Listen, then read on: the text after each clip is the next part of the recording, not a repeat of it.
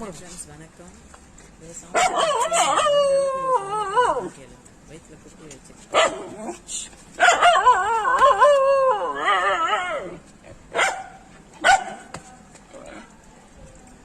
எதுக்கு இவ்வளோ சவுண்டு போடுறான்னு தெரியல. என்ன சவுண்டு பேக்ரவுண்டில் உங்களுக்கு கேட்கும். அந்த டாக் என்னன்னா வீட்டில் கடா பண்ணி வச்சிருக்கேன்னு சொன்னா இவ சத்தம் போடுறப்ப அவள் வீட்டுக்குள்ள வந்து சத்தம் போடுறான். சத்தம் போட்டுட்டு சரின்னு சொல்லிட்டு சாப்பிட்றா. இவன் எனக்கு என்னன்னா எனக்கு வந்து இவன் வயிறை பார்த்தா பயமா இருக்கு. இன்னைக்கு தான் டாக்டர்கிட்ட கூப்பிட்டு போகணும்னு நினைக்கிறேன்.